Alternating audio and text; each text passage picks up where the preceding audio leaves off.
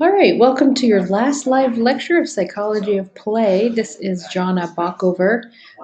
We have some of you that are not in my course, so if I'm new to you and you don't know a little about me, I can share a little. I've been at Full Sail almost 3 years now. I'm actually one of the newbies. Most staff that have been at Full Sail have been here a long time, so people are really dedicated to the school. It's a really great place to work. And it's actually a little noisy today, so I apologize if the audio. I'm in a office with a private office, but it has open ceilings, so sometimes other activities going on in the rooms around me. But I have a microphone, so hopefully the audio is okay on your end. If there's any technical issues at any time, feel free to raise your hand, or even if you have questions in the chat box, let me know. I'm monitoring the chat box as we are going through the lecture today. I do like for you all to interact. And I did mention before we start recording, if you are here today live, congratulations. And take this as an opportunity to network with each other. So feel free to share your social media handle, your name or number, or whatever it is you like, to stay in contact with other Full Sail students, because you all are on the same journey and you might be able to support each other during this time. So even if you're not in the same class, this is a great opportunity to network even further. So that is cool. I see some of you sharing. I think every opportunity is a good opportunity. All right, so we're going to go ahead and get started. If there's no other questions about assignments or anything, I think you guys pretty much have the handle of the discussions and the weekly plans and the other activities you're doing and doing all really well.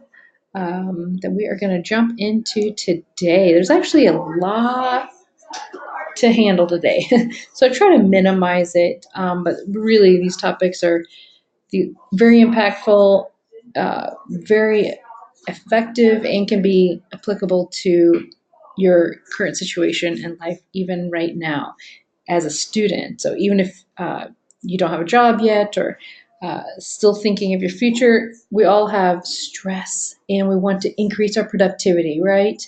So that's kind of what we're looking at today, creative thinking, as we are all pretty much creative minds here at Full Sail. And so we're going to look at the stress and how to manage that and how to maximize your productivity as a creative. So we're going to talk on these topics again. I could talk a lot on each one, so I'm going to try to condense it. And if there's any time you'd like to share anything or chime in, again, please get my attention in the chat box or raise your hand, because we're all here together. So the objectives today, we're going to examine the creative thinking and also discuss blocks that may prevent our creative thinking, that flow, which a lot of times is stress and multitasking. We're going to explore ways to maximize your creativity and productivity. So those are our objectives today. And again, I mentioned we are all in some way a creative person. So many of us maybe we think outside the lines. We think with our hearts. We don't always play by the rules. We have big dreams. We take risks.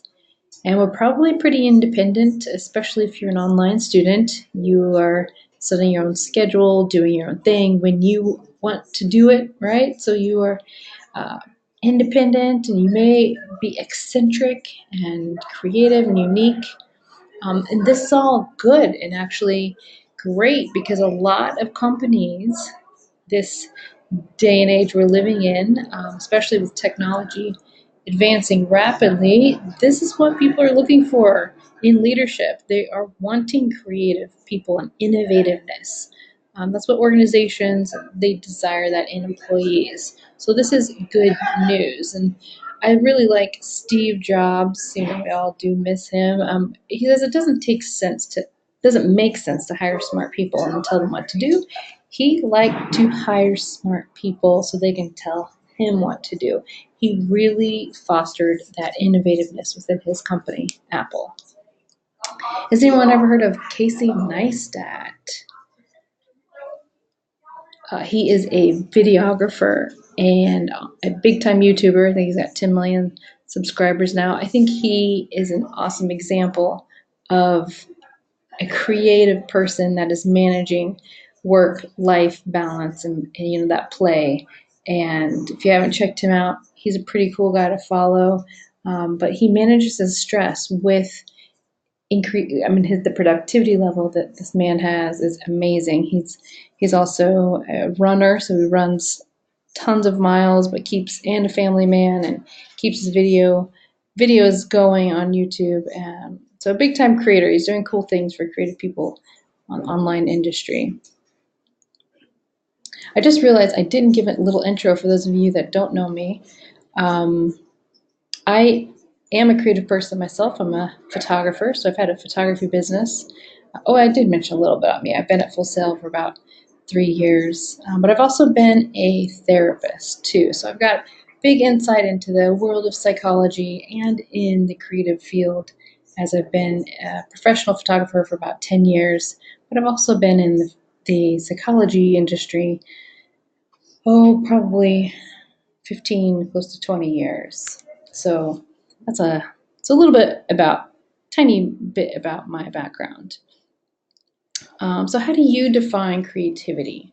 What is it that you all see as a creativity? How is that defined by you? Well, there's a couple of definitions we could look at, but it's marked by the ability to create, to that impulse, that drive, or having the quality of something created rather than imitated. Even though we may be inspired by other uh, bodies of work or other artists, it's still our imagination and that creative arts that is being created by us. So it's production of something useful and original. But where does this really come from? Even though it's like this urge that pops out of us, that it's almost like a drive sometimes to survive, or the way we process things, right? The way we want to express ourselves or our stories, or what we've gone through, or to show a message for others. But where does that really come from? Like, how can we tap into that? That'd be really amazing, if it can even be bought. But really, it's something that's conjured up and created within us. So how do we tap into our creative inspiration? Well, that it really is the root of this entire course that you've been immersed in the last 3.5 weeks. So play is the mother of creativity. Allowing that play to explore, even we saw in the first week, Einstein is the root of research. That play, you're in research. You are exploring and understanding not just yourself or an environment, but maybe the task at hand. So again, I'm interested always to hear how this class shapes and molds and changes your perspective of play as something that is consistent in your life, because it really can have a powerful effect when you do make a day for it or an hour for it a week, or making time to allow yourself to play and let all your creative juices out and be released. So definitely remember that, and the importance of it. So let's look at how we're going to eliminate these creative blocks, because that's what stress and stress and multitasking really are. Is they are stunting your creativity. And as we saw in the one of the first slides, that organizations are wanting this. So as a university and as an educator, we want to equip you with the most possible way to let your creativity flow and to let you be the best you. So let's look at removing these creative blocks. Stress is not always a bad thing, right? A little bit is good for us because it motivates us, challenges us, increases your productivity. Actually, I'm also a doctoral student at the very end of my program, and I had a big paper due Sunday night. Well, I'm also an online student. I've been doing my doctorate for the last 7 years online. So I feel you. I understand where you're at, especially if you are going to remain an online student. It's not easy. But when we have, I had that assignment due Sunday night and I stayed up till 4 a.m. and I submitted. It was about a couple hours late because it was California time, but because it's a school out there. But it's definitely that challenge increased my productivity in that deadline. I was a little stressed. That may have been a little too much. I could have planned better, right? Not procrastinated so much. But everyone needs a little eustress, which is the good stress. And the distress is when the eustress is chronic and it becomes again and again and again every day. And it turns to too much tension, too much stress, and have we lose the ability to cope with this stress. We start making poor decisions, the tension builds, and it leads to chronic stress. And chronic meaning, over and over. And there's like no way out, or we don't make the choice to reverse these cycles. So, too much stress can be not a good thing. And again, this is a topic that could be talked about for the entire duration of today, but we won't. But it's a big topic. 70 to 90% of doctors' visits are related to stress. So almost all if just visits to the doctor related to stress induced physical problems. So physical problems may be the cause of the chronic stress. And 1 million people stay at home from work every day due to stress. I'm not exact. There was another faculty that got these statistics. I'm not exactly sure where they are, but I trust them. And chronic stress can lead to depression, heart disease, and lowered immune function. So, of course, we want our bodies and our minds to be healthy and whole, to keep that creativity going. Adrenal fatigue, some of you may have heard of this. This is it's an organ in our body that sits on top of the kidney area. So they manage the stress, and when we have too much stress, then these tend to not function well, which can then cause more physical problems. But this is a serious thing, and we're hearing more and more of it in our day and age. But adrenal fatigue syndrome, so it's the main glands that control the stress in our body. Even the emotional stress, physical. Maybe you're really busy. Maybe your work is, labor or mental stress, or even your environment. But even things that you worry about, the emotional stress that we put on ourselves, that can hinder the production of the adrenals and the ability for them to produce the cortisol is what they produce in our body. We need different levels of that throughout the day, so that can get kind of topsy-turvy. But to prevent the adrenal fatigue syndrome, as we talked about, is play and keeping that life balanced and keeping that stress under control and saying no to the things that are causing too much stress, or making smarter choices to keep your life more balanced. And that's why I think the weekly plans, even though you may not think it's that important, but really is a good exercise for 4 weeks to be mindful of. And we have to be mindful of certain things to make new habits and new patterns in our life, don't we? So I hope that you really have gained some insight as to how you work best with time management, because this can be a serious thing, especially if you want to increase in your growth in your career. The busyness will also increase. So keeping that balanced early on is really a good tactic to practice. And so managing your emotional, mental, and physical health. So that's why, that fit week that we had of being mindful of fitness, that can help in managing just that balance in life and not stress. Any questions on stress?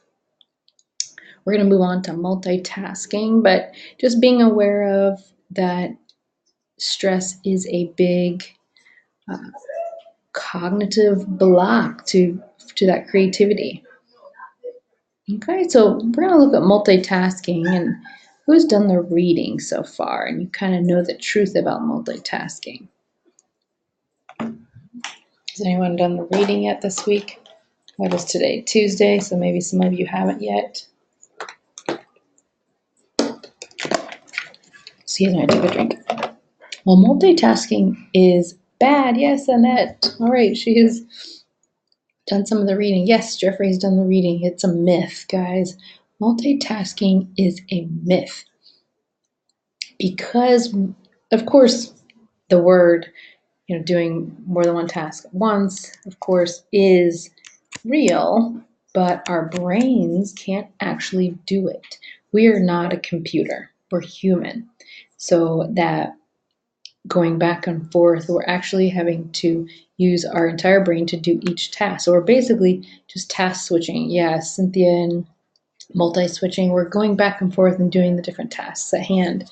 So technically, we cannot multitask because our brains, we're human. We're not a computer. So it's actually splitting the brain. And there is several types of multitasking.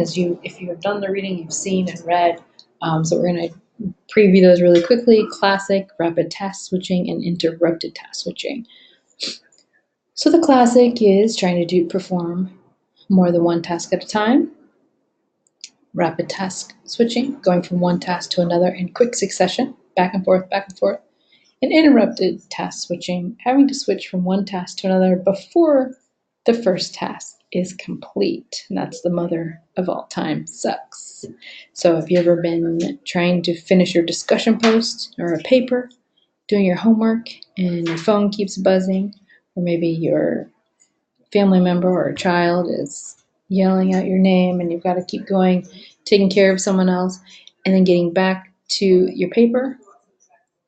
If you just were able to sit in solitude and plunge out the paper, that would probably take, no more than an hour for the discussion post maybe.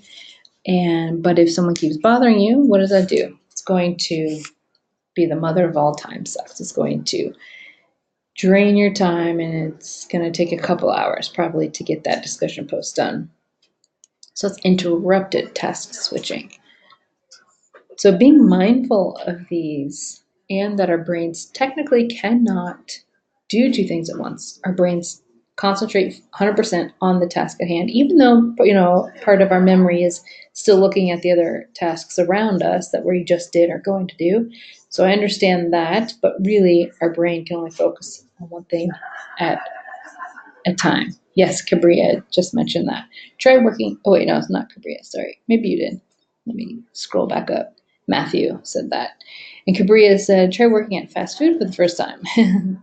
I've actually been a waitress for many years back in my college days, and I really thrived on that. So that is a very classic situation of doing more than one task at a time, but you're still doing, like taking an order or grabbing the food, right? So you're only doing, even though you're possibly have in mind to take care of three, not clients, customers at a time on that way out of the kitchen, right? So you're doing different things at once, but you can only carry them out one at a time. So that's a good example. Cabria quit after 2 months. Yeah, sometimes it's too much for some people. I kind of enjoyed it because I like it's almost like a mental high. You just get in there and you can't think about anything else but serving customers and orders. And I did it for a handful of years. So that would be an example of multitasking, but again, it's still a myth. I only really carried out one task at a time while you are a server, a waitress. Any questions about multitasking? Looks like you guys got the idea, those of you that are here and commenting.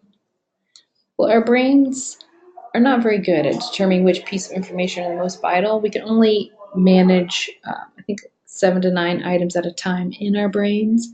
So that's what eventually we can struggle with, is because oh yeah, we think we've got it all in our brains that what we need to do, and that's why creating a time management plan, your weekly plans is good because hopefully your life will be more full in the future in your careers. And we don't want you to remember everything, and because you will have more than 7 to 9 things. So be mindful of that our brains are not superhuman and robotic computers. So I hope you've all figured out what works best for you in the way that you schedule your life. I personally use my calendar on my iPhone that syncs with the calendar on my laptop. So I have it in the cloud anytime I need to, even if I lose the items, right? I can go to the cloud on a website and look at my schedule. But really, I wake up every day and look because I even put my to-do list, things I need to do, personal. I color code them by my school, my jobs, and my personal tasks I need to do at hand. So I hope you have all found a good way that helps you and stay on track and increase your productivity. Because context switching, so it's one of the multitasking, this is when you jump back and forth between various tasks. That's really, really wrecking your productivity. So be mindful of that. And I think probably I'm going to talk about time batching in here somewhere. Time batching is what will prevent some of that context switching, putting tasks that are similar to each other all in one lump of a, like in an afternoon or maybe a day. So sometimes depending, like say if I'm on campus here at Full Sail, maybe I'm teaching Monday, Wednesday, Friday, then I will do my greeting on those days before or after class, and then maybe do personal things on Tuesday, Thursday. So our schedules here are different every 4 weeks. But be mindful of putting like similar tasks together to, so if you're doing household chores, try to group those together, not do uh, clean the bathroom and do the dishes one in the morning, one at night. No, try to do those all in the morning or put those all together. And then you have the rest of the time to do, making your music or whatever it may be. Okay? So context switching is killing your productivity. So try to get rid of that out of your life. And it's really making us dumber. It slows our brains down. It actually, research has showed that it's 3 times more than the effect of smoking cannabis when you're heavy multitasking. So you can really lower your IQ up to 15 points. So even thinking like, oh yeah, I'm really good, I'm doing all these things at one time. Well, studies show that you will experience a 40% drop in productivity across the board because it takes 50% longer to accomplish one task, and then you will make up to 50% more errors. And so think about the things in your life that distract you. What are some of those? What distracts you? Here's a little diagram of the phone because that is something most of us have. And, the phone doesn't just represent making calls anymore, it represents your calendar, your social media, everything's on there. There's apps that do just about anything and everything today, right? So the phone itself can be a major distraction. Annette said her dog. I have a dog too, Annette. She's a boxer and she's very dramatic and wants my time all the time.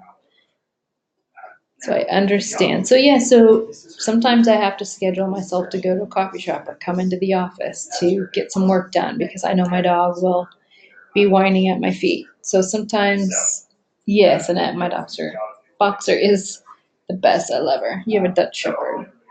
I actually, on Instagram for photographers, it's pretty popular. So I have an Instagram for my photography, and my dog has over 8,000 followers, and my photography only has like 3,500.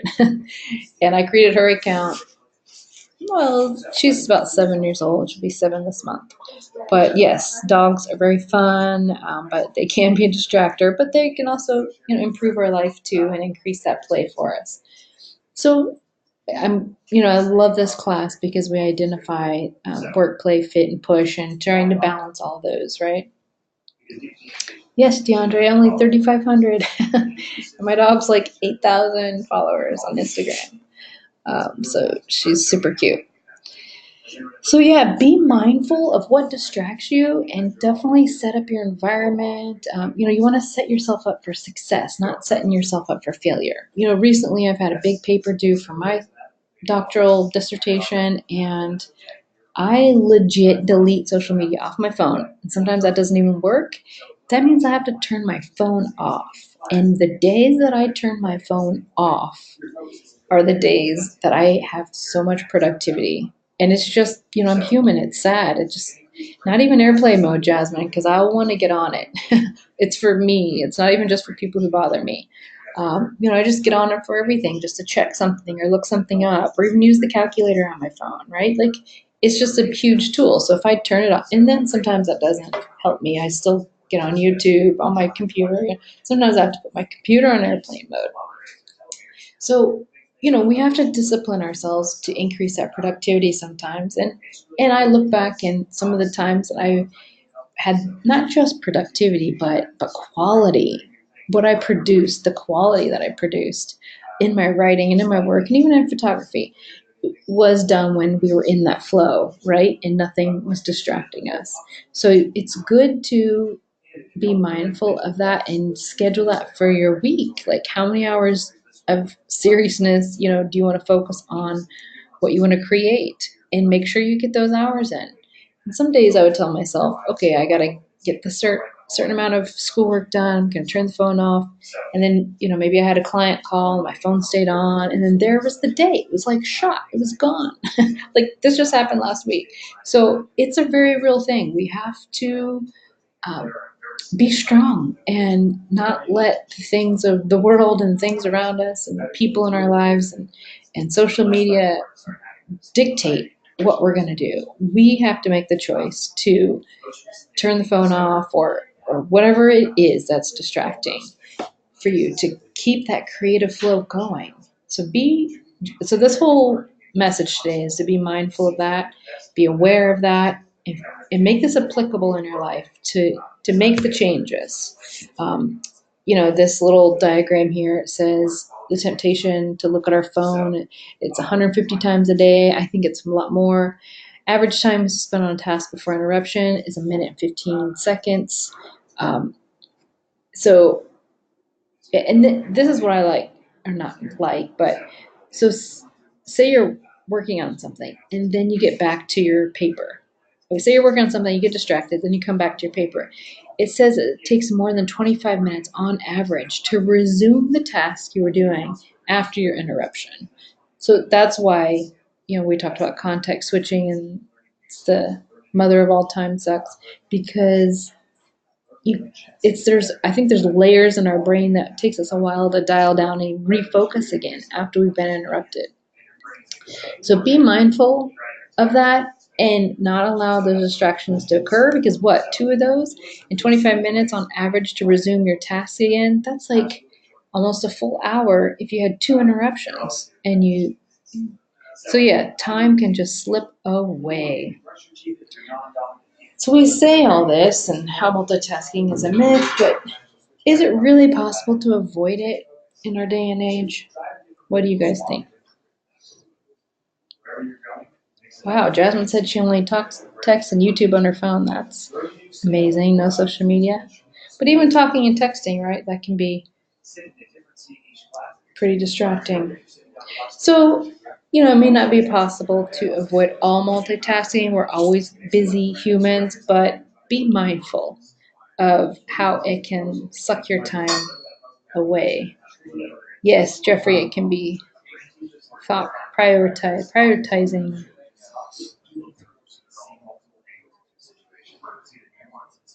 So again, try to create the interruption-free zone throughout your day. Maybe tell yourself to only check email morning at 8 a.m., 5 p.m., or whatever it may be.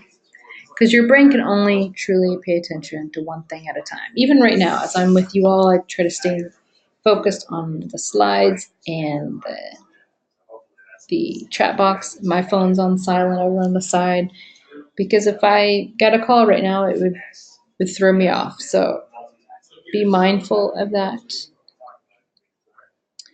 Procrastination is a real thing. We've all probably experienced it to some degree. And that, just be mindful of that can be so draining. So that's another reason why the time management and scheduling what you want to do, when you want to do it, and try to plunge in. Sometimes to avoid procrastination, I think of how easy it was the last time I got that paper down when I just did it rather than waited a couple days, or the feeling of hurrying at the last minute, try to avoid that feeling again.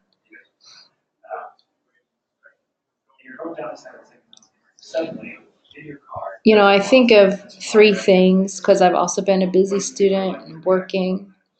But you really have to be a successful student and, within whatever it is you want to succeed in life, you have to be very careful with your time, energy, and focus. Because without the time and energy, you won't be able to focus. But your time is valuable and your energy is valuable. Because we all have a certain amount. The way I see, so we talked quite a bit about time just now with multitasking, but energy, the way I see energy is, so you've got a pocket full of pennies. And once you spend that, however you want to spend, they're done for the day, right? So say you wake up every day and you've got a pocket full of pennies and that's all you get for the day.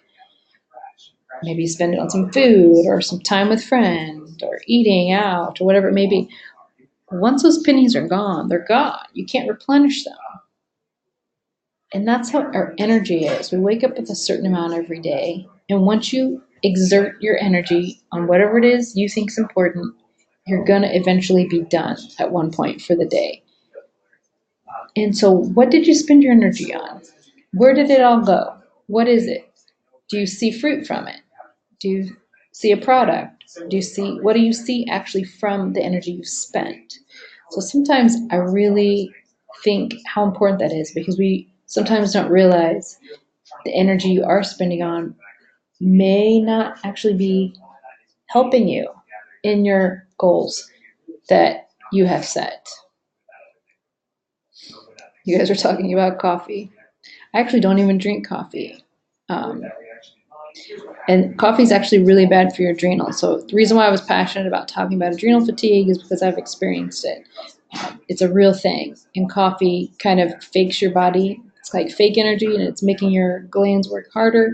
And I'm kind of glad I don't like the taste in it because I don't crave it. But I did drink it if I had early morning classes. But it's actually not good for your adrenals at all. It's kind of counterproductive for them. But yeah, so think about your energy. Where are you spending it on? I know that our phones have I forget what it's called, but it'll let you know, it's in the settings, but it'll let you know how much time you're spending on social media or different apps on your phone. I think it's really brilliant. So you can see what is it I'm spending my energy on and what really happened. Did you create something out of that, or did you just waste time and you're just viewing a bunch of stuff? So really, yeah, screen time. Thank you, Jasmine. So check out your screen time on I'm sure Androids have it as well, but be mindful of how you're spending your energy and is that going towards your personal goals? Is that what you're wanting to flourish and grow in? So those three things really, I think, are important for anyone really to be mindful of and take care of and spend wisely. And realize how sad your life can be. That's okay. I think that's, make a pie chart and show yourself or even a calendar and start jotting just how people talk about, what is it, My Fitness Pal, the app that you log all your food. Start logging what you do with your time and then just sit back at the end of the day and look at it and be like, am I in 10 years going to be glad that I spent my energy this way today? Is this going towards a lifelong goal that I want? So even doing something a little bit every day towards a lifelong goal can be really, and you'll start feeling better about your life, yourself. Byron says, I don't be on it no more after friends fighting over it. I'm not sure which thing you're talking about, maybe social media. All right, so again, let's look at ways to eliminate creative blocks and increase your productivity. And we mentioned batching your time. Byron says social media. Yeah, so he says he's not on it because his friends are fighting. Yeah, honestly, I've been off social media for a long time for the most part because I'm trying to finish my doctorate. I deactivated Facebook and then I delete Instagram every once in a while. And when I get back on, it's like I'm not really missing anything. It's not a whole lot going on. You know, people now, it's people selling products or, um, so yeah, so just be mindful of what it is you're wanting to input into you and your soul, and is that helping you accomplish your goals? It's hard when you're a hairstylist, Alithia says. Yeah, you know, every job has its challenges, so you gotta fit. You gotta figure out what fits for your lifestyle and what works for you. But talking about time management and realizing how you're spending your time. If you haven't checked these out, they're in the Safari books. Actually, they've been on there the entire time I've been here, but I think the last class I just taught, someone told me they couldn't find it anymore. But if not, this guy has a website, Attack Your Day. I think it's attackyourday.com. I've gone through his course and I really like his philosophy on time management. And so if you're wanting more information on that or wanting to explore, get your head in the game of getting yourself, on the right track with your time management, Attack Your Day Before It Attacks You is a great resource. Like I said, there was videos in the Safari books that are free to you, but he also has a website you can check out. It's got a YouTube channel, so you can learn a lot just through his website and YouTube as well.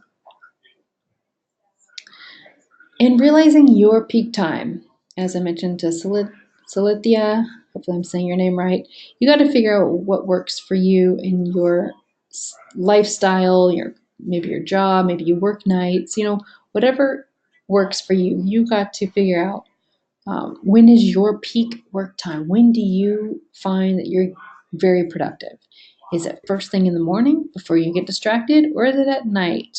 When, for me, I'm a night person. When people are starting to slow down, go to bed, then everything's quiet, my dog's quiet, then I find that I'm really productive. So you got to schedule your life around your peak time and help yourself work with yourself and what works good for you. So getting in that peak performance and get in the zone of your flow. And realize that your environment can really make a difference. So which really uh, brings you peace and excitement when you see these two images? Something that's really clean, all right, Jasmine says a clean environment, something more simple, or something with a lot of toys and a lot of actions to keep, because some say this because uh, it's inspiring and gives you ideas and helps you focus. Me, I would be a mess if I walked in that room. I could not think clearly. I would need, something very clean, quiet, serene, less distractions.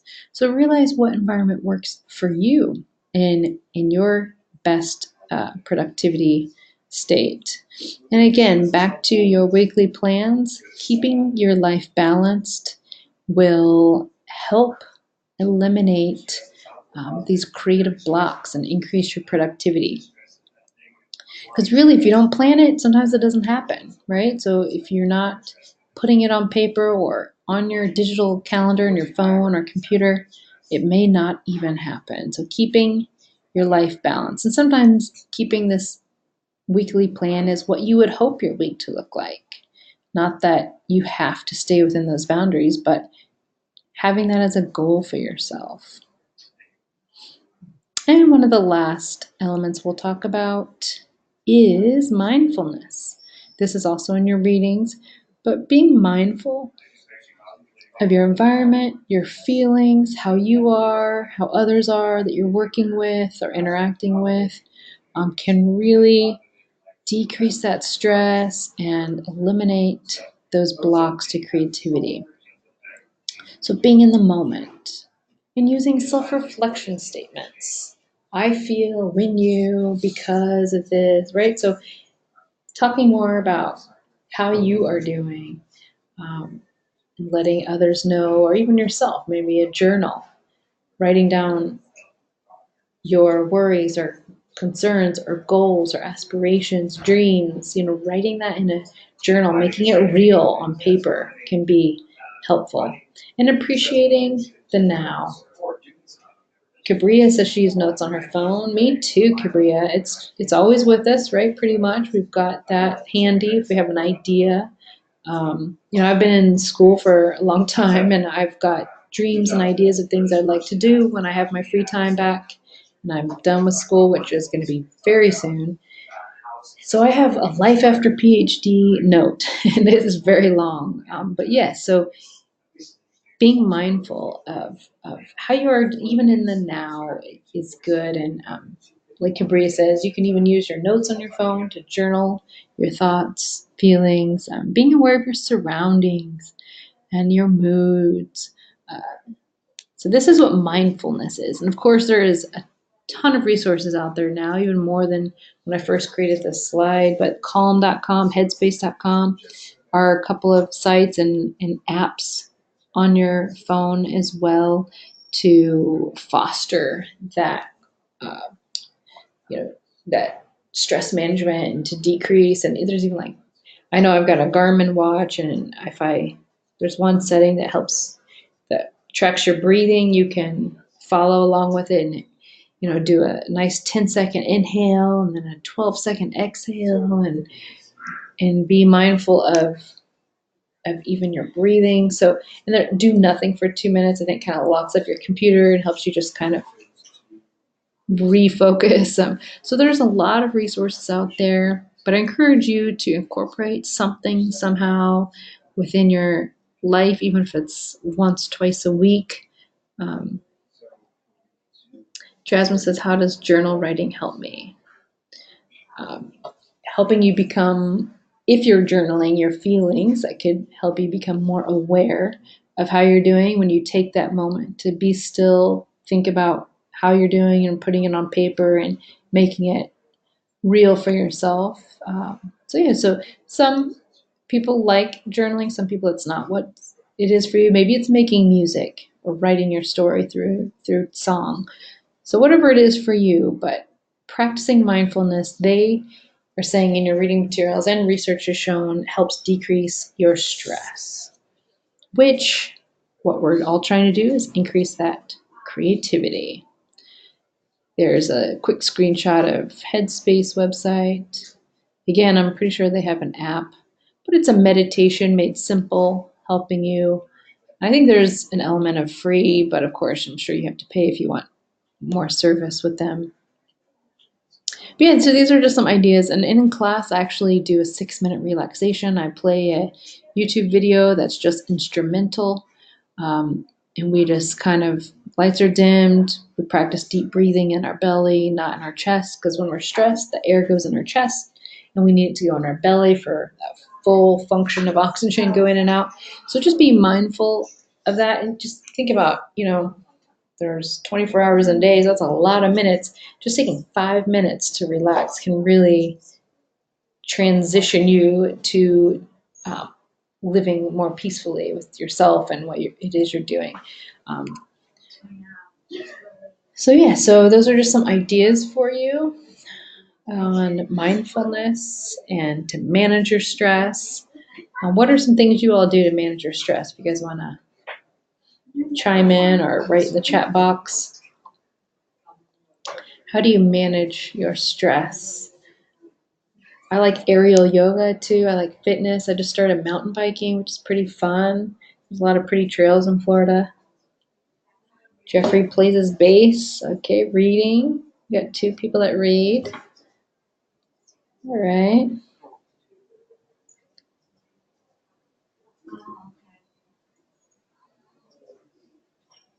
So some, are more solitude, some are more physical, running. Yeah, so whatever it may be. So thanks for sharing, everyone.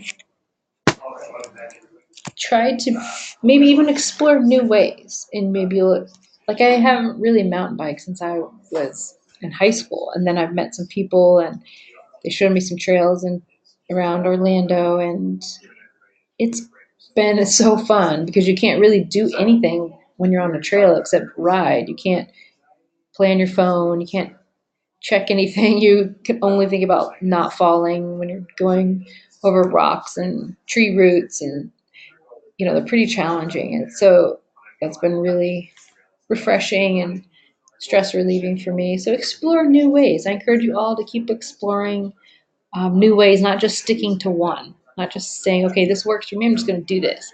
No, we're humans. We have neuroplasticity, right, in our brains. We're going to be able to grow, learn new things. So I encourage you all to explore new ways to play to decrease your stress. All right, I appreciate you all contributing today. It is almost 3 o'clock. We've been here almost an hour. That's pretty good. Any questions about anything, even about your assignments this week? I know there's like a reflection paper at the end. So any question about anything new or you're unsure of? I'm going to go ahead and hit the recording button. Thanks for being here, but I'll stay online for those of you who do have any questions. Again, thank you so much. This was your last live lecture of Psychology of Play. You guys all have a good holiday this month and New Year. All right. And my email is my first name, the letter J and my last name Bockover, J Bockover, Bockover, at fullsail.com. If there's anything specific and you don't have me as an instructor, so it's jbockover at fullsail.com. Feel free to email me. I'm here for you all and wish you all the best. So I'm going to hit record button, but I'll hang out with you all here in the chat box.